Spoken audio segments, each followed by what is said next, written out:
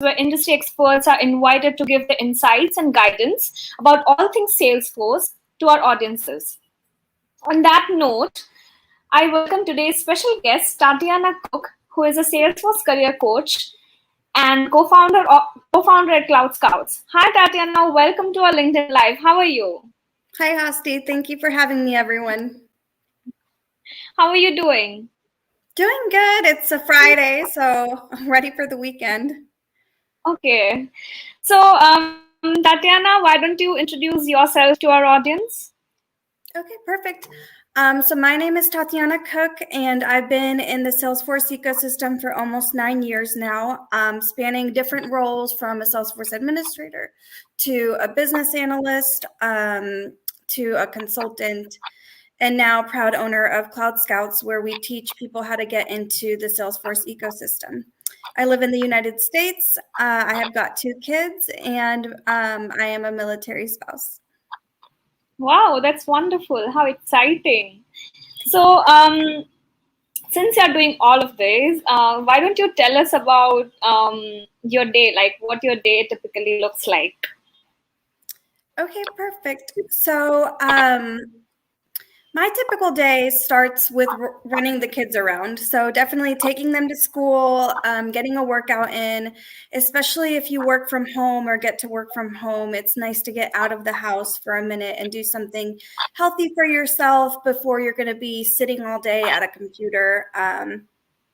So definitely try to get that a little bit of exercise before every morning, and then looking at my calendar. So I try not to get into my phone or computer until after I get my day started, grab a cup of coffee, and then take a look at what is going on that day. And it can be a myriad of things. It could be I have some config for a client because we have a demo.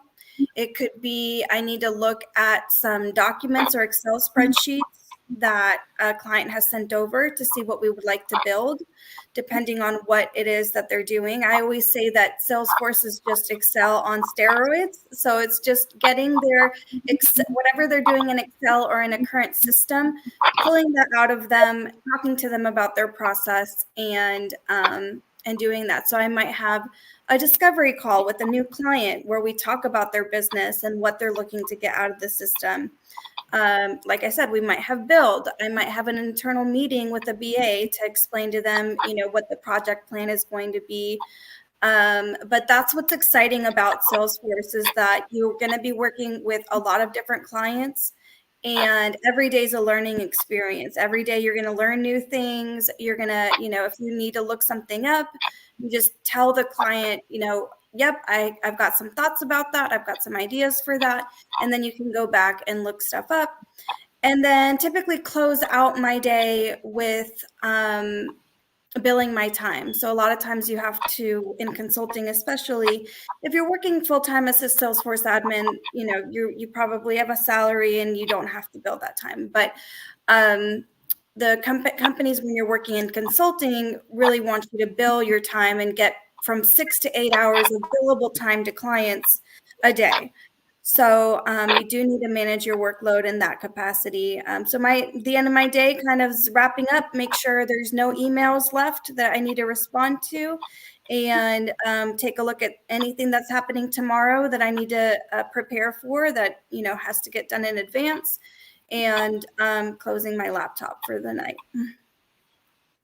Wow, that's extremely organized and planned day. And I'm really happy, and I'm also impressed that you take time out for yourself before you start your day. So that's something which is very important for mental and physical health in today's day and age, especially when we're working from home. We need to set boundaries. So amazing. That's super amazing. Thank you. So you are working with Accenture along with managing Cloud Scouts and being a Salesforce consultant. How do you manage it? How do you manage all of these at the same time? It's a lot of practice. I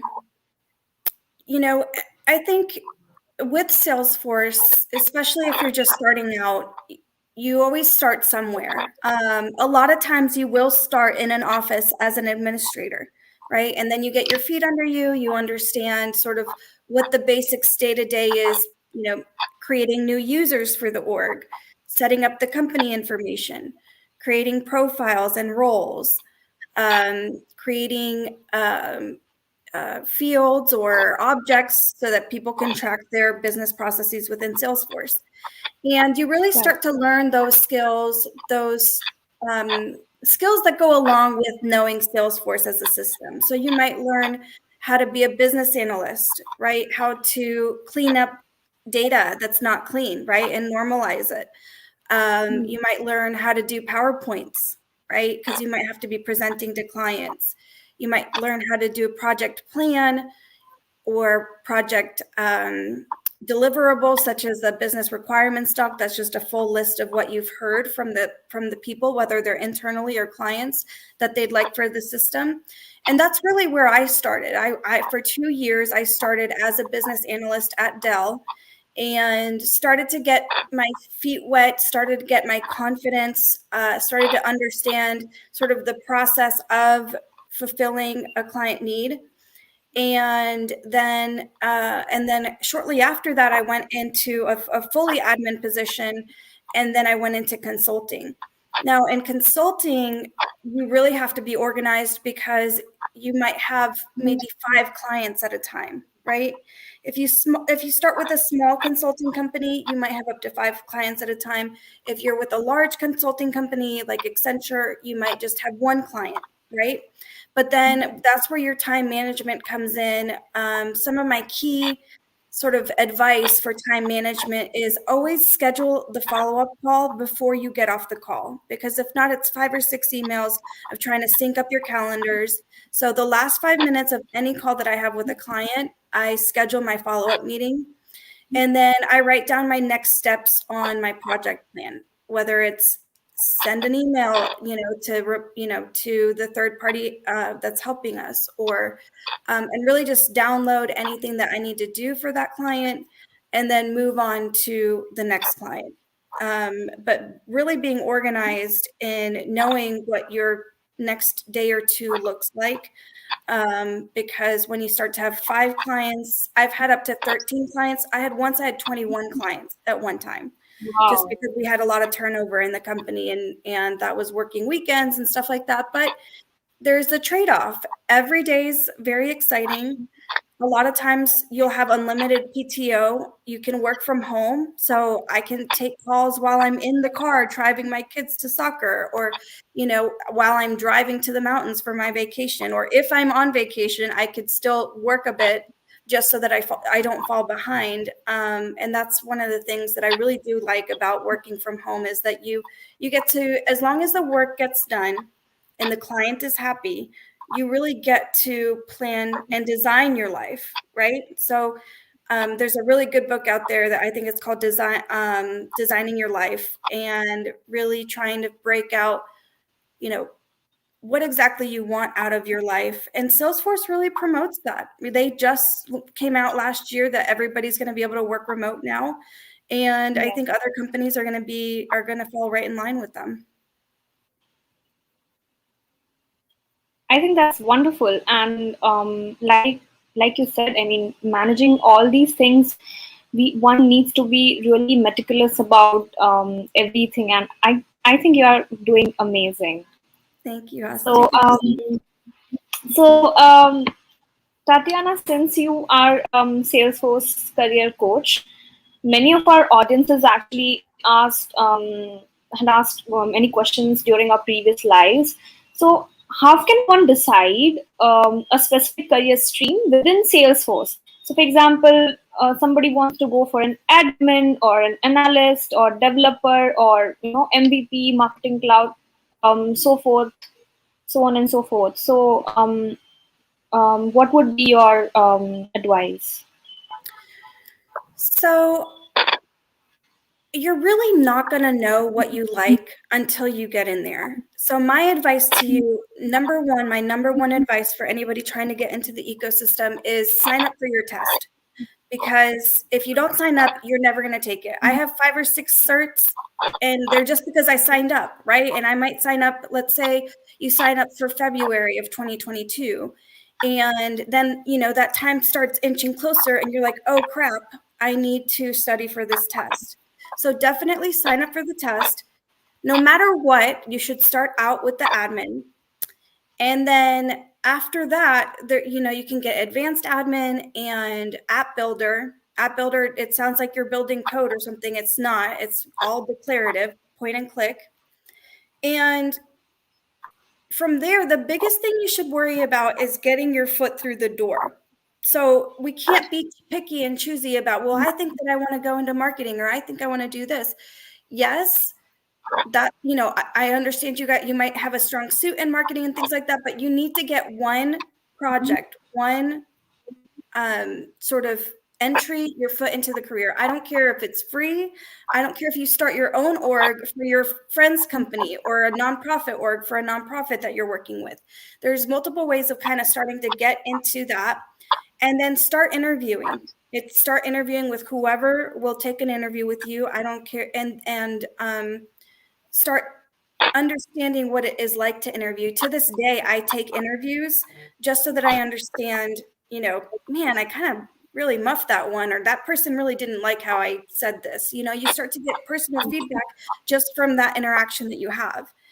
And once you have that first foot in the door, you can say on your LinkedIn profile, I have 6 months with this company.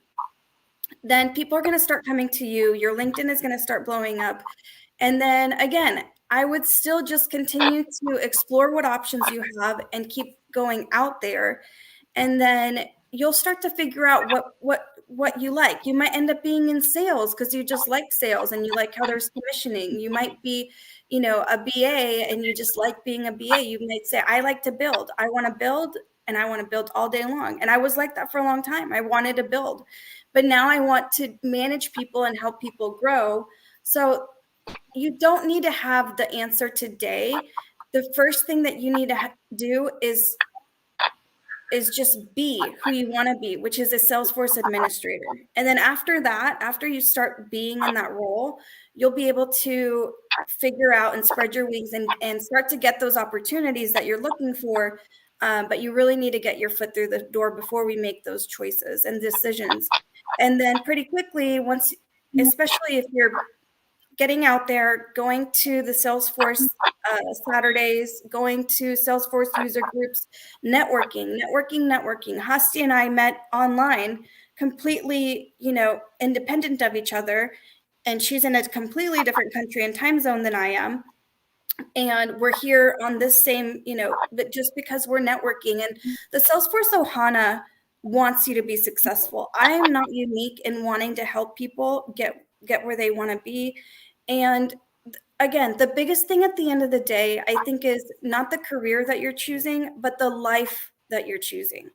Do you want to code and work 20 hours a day and make like $1 million a year? That's fine. If that's you, and you don't have other responsibilities, or that's your primary goal right now, then you're gonna, I can't code right now because I have other responsibilities. If I was younger in my 20s or something, then maybe I would be going into coding. So really, I would think about the lifestyle that you want along with the career. But get that cert, start interviewing, get a position anywhere, even if it's for free, even if it's a friend just sliding you some work here and there, and then network. And then start figuring out what you want your life to look like. It's the Salesforce career. Every day you're doing so many things that no matter what you're doing, you're going to enjoy it. But I think it starts foundationally with what kind of life you want, and then and getting your foot through the door. Yeah, I think knowing what you really want would be the second step. Just getting started is the first step. That's what you mean. I think that makes sense. So, for example, if I've done my certification course in admin, and then I want to move further in other domains, let's say I want to go for an architect or a technical architect, how would I go forward from there? Or do I need more certifications, or do I need more experience, or what would you suggest? So, as an architect, you really need projects under your belt.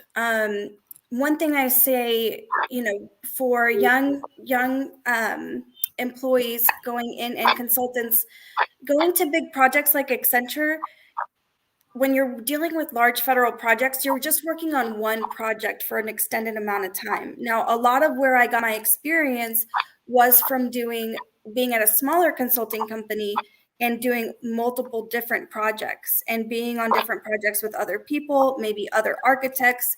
And within 2 years that I was consulting at a smaller company, I did over 80 projects, right? Whereas if at Accenture, where I've been for 2 years now, I've done probably 4 projects, right? And so I don't get the quick speed agility of 4 week, 6 week burn in turns, even though they might be smaller projects. You're getting more breadth of knowledge of the tools and how you would solution that, the types of questions that you would ask for a sales cloud implementation versus a service cloud implementation versus a community cloud. And that's why I do encourage people to try to go into smaller consulting companies where they really do get a lot more engagement and different types of projects.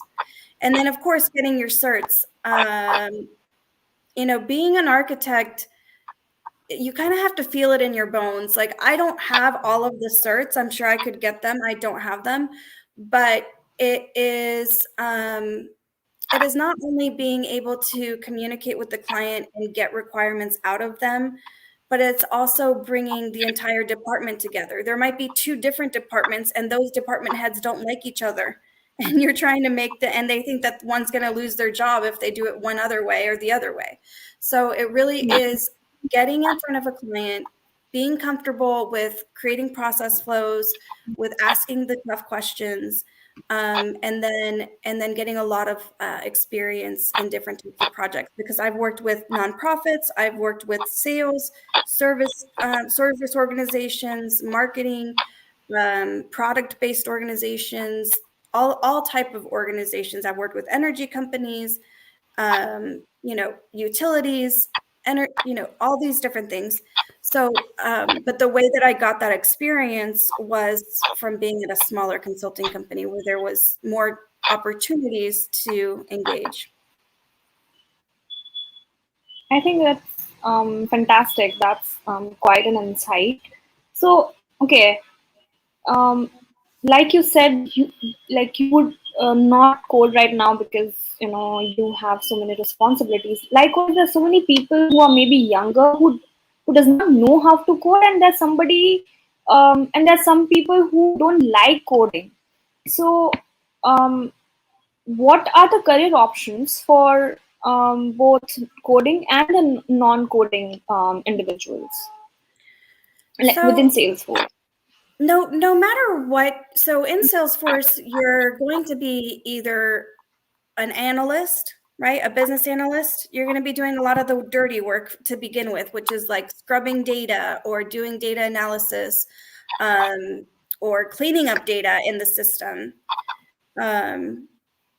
And then there is, so you might be a BA, you might be an administrator, you might be a functional analyst. A functional analyst is sort of your first step into an architect, where you get the requirements from the BA and then go try to find solutions from either the App Exchange, or give a couple different possible solutions to the client's problems.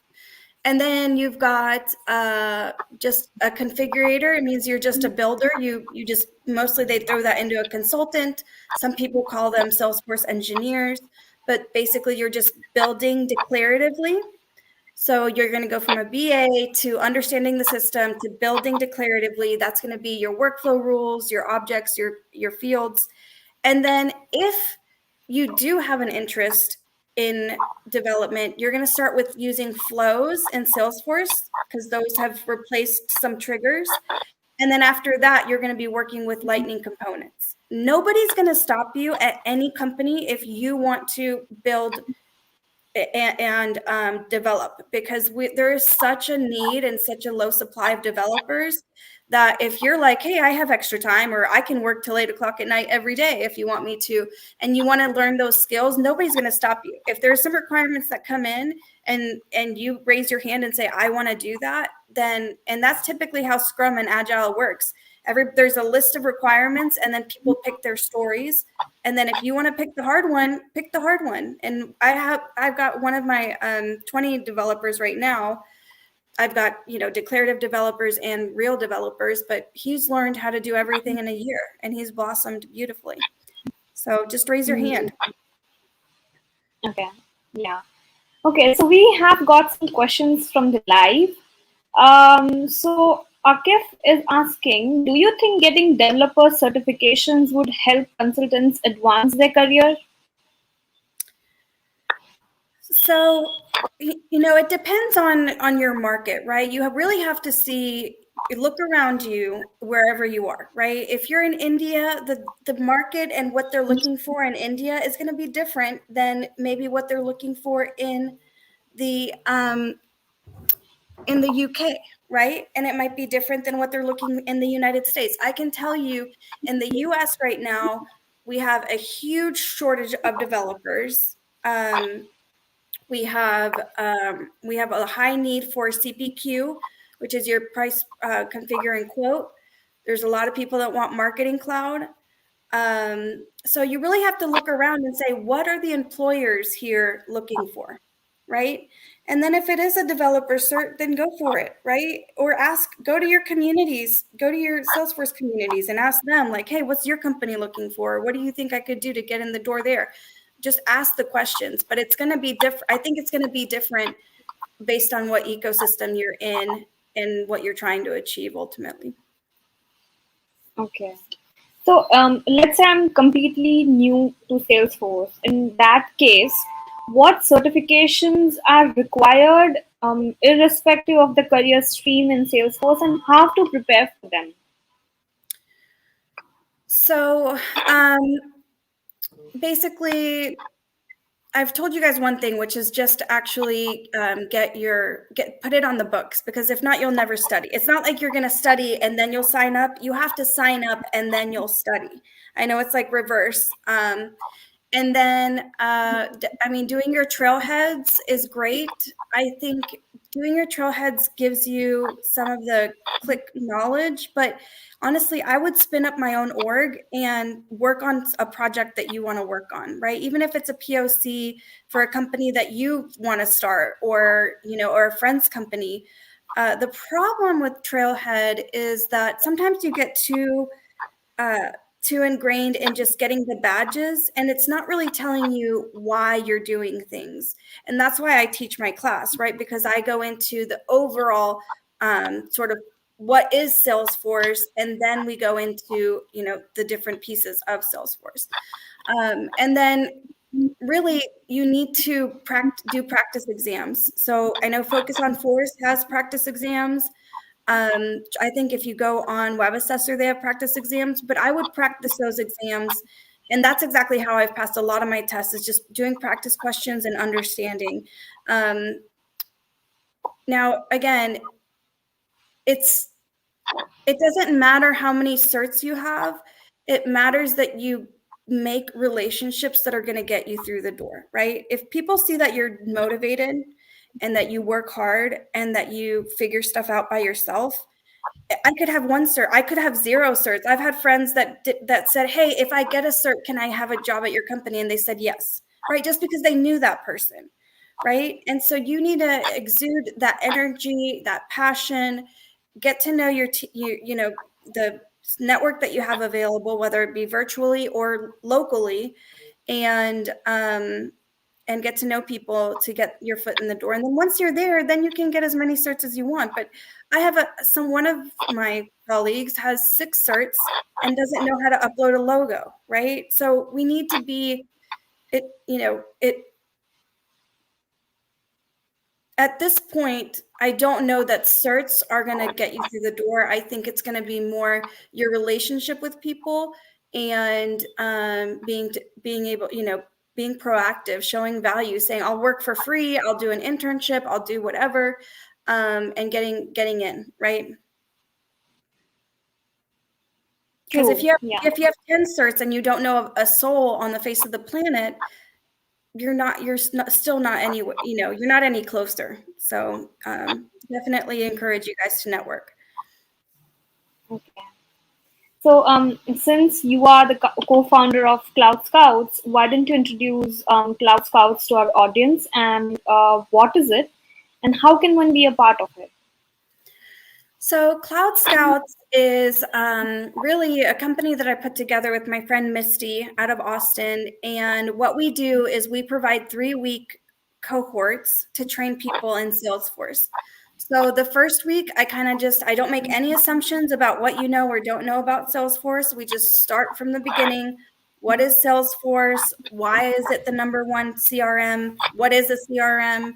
And what are the opportunities that this career field would give you? Again, some of those things are the ability to work remotely, make good money, just live a little bit more interesting career. It's not just a job; it's an actual career, right? We can all go get a job, but this is a career field.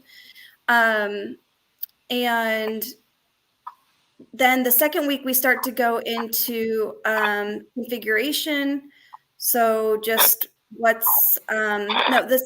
so the first week we go into what is Salesforce, and then I go into how leads are used. So leads, accounts, contacts, opportunities. And then we go into case management and then reports and dashboards. And then the second week we kind of go into objects and how to create an object, how to create a new field, how to create a new user, how to create roles. And then the third week, we do test prep. So we only go through questions. We go through them as a team. Everybody gets to know each other better and answer questions. And really, I just almost cry. It's my favorite week because I get to stop talking and everybody else gets to start, interacting. And I can really see, how smart people are and how they've figured it out. And then really the intent is that you get your Salesforce certification and then from there kind of network and get your first job. And even if, one of the things, 90% of the people that fall into Salesforce were some sort of secretary or executive assistant. I was literally like a secretary pretty much at my parents' company, and they had Salesforce. And that's when I started clicking around and figuring out, oh, we could do a lot more stuff in here. And then 6 months later, I got certified. So don't just think that I have to get the admin position. Even just apply to companies have Salesforce. There's a million companies that have Salesforce. Maybe just apply in a capacity where it says, must know Salesforce or experience with Salesforce, and then from there, build yourself up, create a network, or then you can move on to another company. Yeah, I think that is a lot of insightful information that you have given, and I hope that people would take away this home. So I would like to plug in my company, um, that is Apphienz. And so we are Salesforce partner, and we provide exemplary services to nonprofit SMBs and startups, from like business transformation to app development to Salesforce training to managed service and support. Apart from that, we are rapidly growing, and we are always looking for new talents. And so if you think that you are a perfect fit for any open roles, please check out our careers page and send in your resume, and we can take it forward from there. So we have one question from the live, which says that it seems most companies want some experience from considering candidates for entry level admin positions. What would be a good strategy at the beginning?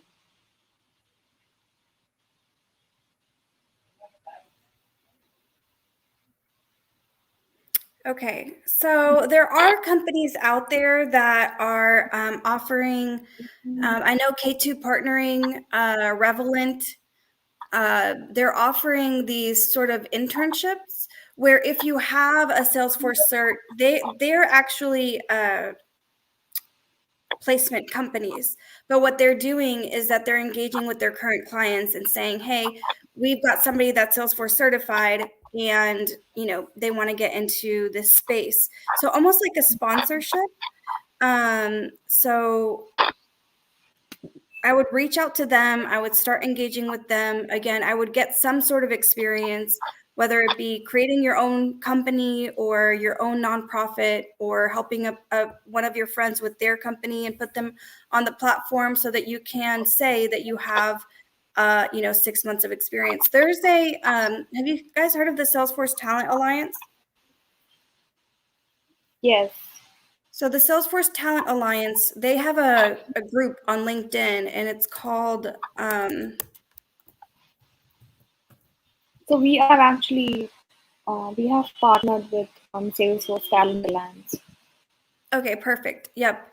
And so they're taking some cohort, some people there for some fellowships. But they also, on their LinkedIn page, you can go on there and there's people posting, and they're posting for people with less than 6 months of experience in the platform. So I would also go check out their LinkedIn. Sure. Okay. Another question is, Pathway is asking, what are the focus areas you recommended to succeed working as a Salesforce consultant? Number one is communication. So definitely reading books around, there's great books out there, how to influence people. The one book, Never Split the Difference, that's a good book. The Designing Your Life book, I like that one. But definitely being able to communicate and hear more than you talk. Another thing that I've seen a lot is people taking projects personally or, so definitely, I think it all starts with having a good, stable framework yourself. Like I said, working out and making sure you're spending time on yourself and making sure that you're healthy, and then you can bring your best person and best self to work. So I would focus on overall having a good, healthy lifestyle, and then bringing your best self to work, and then not taking things personally. And when it's time to shut the computer and spend time with your family. And as far as being a consultant, if you're proactive and raise your hand and take on those extra assignments. I worked weekends, I worked nights when I first became a consultant. So just being proactive and creating those relationships with your managers. Yeah, I think that is really important. Whatever you said is like we need to be there and we need to set some boundaries, working on yourself and working hard. So thank you. Okay, last but not the least, we are actually sponsoring a Service Cloud Consultant Bootcamp on the 5th of September. The sessions will be delivered by some qualified MVPs. The bootcamp will be addressed to all the individual topics. Sorry, I'm so sorry. We do have more questions.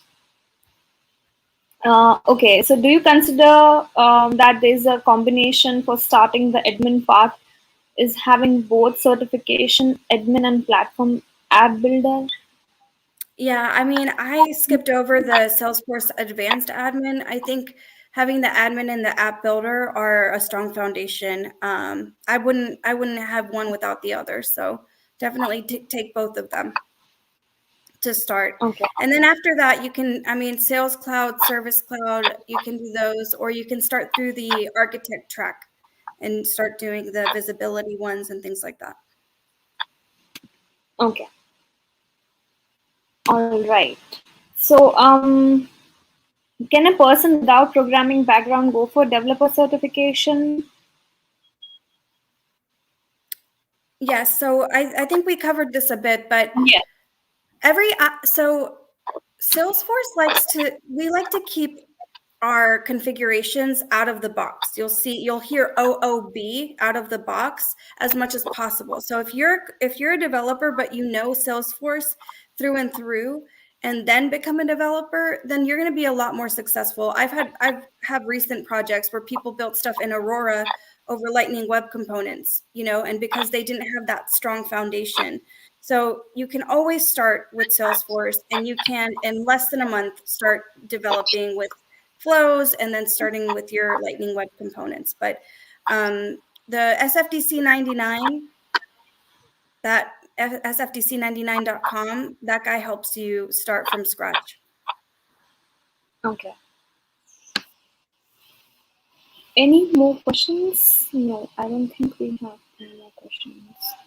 Okay, so like I was saying, we are sponsoring a Service Cloud Consultant Bootcamp, which is on starting from the 5th of September.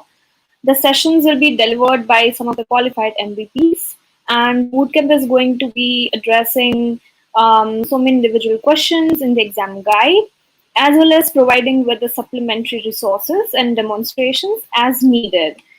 And each session will be held a week apart to allow everybody an adequate time to study for the topics. Also, at the end of the bootcamp, there will be a Ask Me Anything panel where you can ask all the questions and your questions will be answered by the experts. There's a bonus though. You can win lots of swags and vouchers by participating in the bootcamp, and the bootcamp is free to attend. So it's a win-win.